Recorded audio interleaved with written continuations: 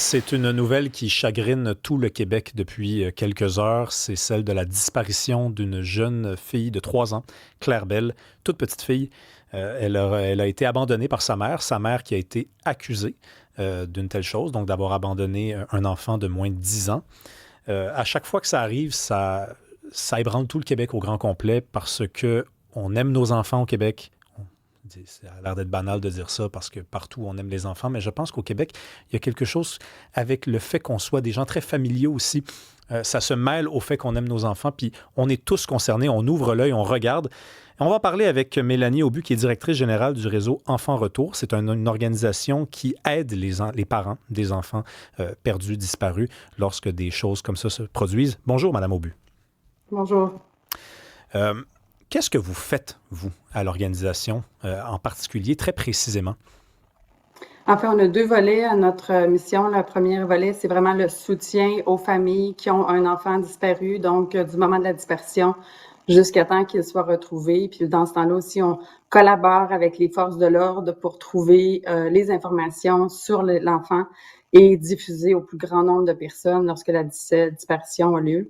Et aussi, on a un volet qui est prévention. Donc, on va dans les écoles à travers le Québec pour outiller nos jeunes à être en sécurité puis pouvoir baisser un peu les dispersions. Je voulais vous parler aujourd'hui parce qu'à chaque fois que ça se produit, c'est une fois de trop, évidemment. Sauf que vous aidez des gens à qui ça arrive. Vous avez, j'imagine, une bonne idée de combien de fois ça arrive et dans quelles circonstances. Est-ce que c'est quelque chose qui se produit plus souvent au Québec qu'ailleurs, par exemple au Canada? En fait, c'est assez similaire dans les provinces. Je dirais qu'on a eu un petit peu plus d'alerte Amber en 2024, mais en 2024, on parle de 6 600 dispersions quand même au Québec. Je pense que c'est un chiffre qui est alarmant. Ça va en augmentant depuis la pandémie. On est plus haut qu'avant la pandémie. Alors, il faut vraiment faire de la prévention. Mais la plupart des cas qu'on a, c'est des cas de fugue. Donc, on a à peu près 80% qui sont des cas de fugue. Le problème avec les fugues, c'est qu'une fois que tu fugues, tu as 50% des chances de récidiver et de tomber dans des situations d'exploitation sexuelle, de gangs de rue et de crimes organisés. Dans le 20 des cas qui restent, là, qui sont plutôt des enlèvements ou des disparitions, des enfants qui sont perdus, qui s'éloignent comme ça de la maison et qu'on ne retrouve pas, ou en tout cas qu'on peine à retrouver, est-ce qu'il y a un Mm-hmm. profil typique de ça? Parce qu'à chaque fois qu'on entend parler d'une histoire, c'est toujours un peu différent. Après, il y a des points en commun dans ces histoires-là. Vous les étudiez, ces cas-là, vous assistez les parents. C'est quoi le cas typique, donc, d'une disparition d'enfants au Québec? Il y a beaucoup d'enlèvements parentaux. Les enlèvements parentaux, malheureusement, arrivent très fréquemment, puis ils s'en vont à l'international, puis c'est difficile de récupérer les enfants. Puis sinon, dans les cas d'enlèvement pur, malheureusement, plus de la majorité des cas, ce sont des personnes qui sont très proches de l'enfant qui enlèvent l'enfant, que ce soit, encore une fois, un parent ou un ami proche de la famille ou de la famille. On va faire jouer une vidéo. C'est une vidéo de la mère de Claire Bell qu'elle a Oui. mise en ligne sur TikTok. Tout le monde à peu près au Québec l'a vu, cette vidéo-là. Puis ensuite, j'aimerais que vous la commentiez, s'il vous plaît. You try that again, and this is gonna get ugly. Donc, dans cette vidéo-là, on voit la mère qui est clairement pas dans un état normal. On spécule, on ne fait que ça en ce moment parce qu'on a peu de détails. On imagine qu'elle est peut-être en train de vivre une psychose. Tout le monde a une opinion là-dessus en ce moment au Québec. Tout le monde se fait une idée. Il y a des gens qui se permettent, et je ne pourrais pas les blâmer, de juger la mère. Vont dire que c'est un monstre, vont dire que c'est une mauvaise mère. Vous, qu'est-ce que vous recommandez aux Québécois à l'étape où on en est dans le processus?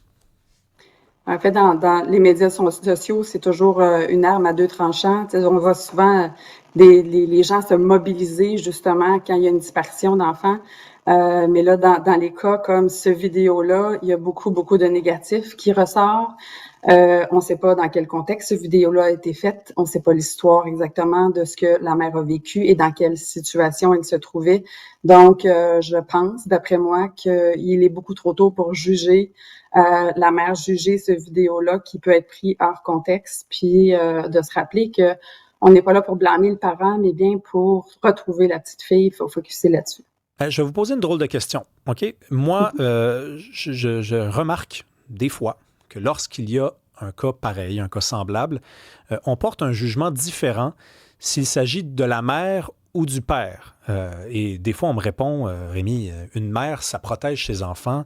Si elle va jusqu'à faire ça, c'est qu'elle est nécessairement en détresse. Et j'ai toujours envie de répondre que un père, ça protège ses enfants et que s'il va jusque-là, c'est qu'il est forcément en détresse. Qu'est-ce que vous dites aux gens qui portent un jugement différent en fonction de s'il s'agit d'une mère ou d'un père? Je peux vous dire qu'on voit vraiment de tout également, père, mère, qu'ils soient en détresse ou qu'ils aient des bonnes intentions ou des mauvaises intentions. On voit vraiment de tout. Je pense pas qu'on peut généraliser d'un cas ou de bord ou de l'autre. Si des gens veulent entrer en contact avec vous, par exemple, s'ils veulent donner du soutien à une mère qui serait avec vous, qui serait au sein de votre organisation parce qu'elle a besoin d'aide, est-ce que c'est possible pour des pères, des mères, des gens qui ne sont pas dans la situation problématique, mais d'apporter du soutien? En fait, quand on apporte du soutien, on a vraiment des personnes qui sont experts en soutien émotionnel et aussi des fois même administratif parce qu'on parle d'enlèvement parental international, mais il faut vraiment des gens qualifiés pour pouvoir Ouais. aider et avec Pour écrire des l'expérience. petits mots, par exemple, écrire, Ah envoyer oui, peut-être de l'argent. absolument. Ouais. Oui, on est sur les médias sociaux, Réseau Enfants Retour. On a notre site web aussi, le soutien que vous voulez donner à cette famille-là, de cette façon-là, de transmettre des mots d'encouragement, ou bien si vous avez des indices. En ce moment, c'est ça que les enquêteurs cherchent le plus. Alors, si vous pensez avoir quelque indice que ce soit plus petit ou insignifiant peut vous paraître, ça peut être la clé qui va faire en sorte que le casse-tête va être terminé. Alors, n'hésitez pas à nous appeler.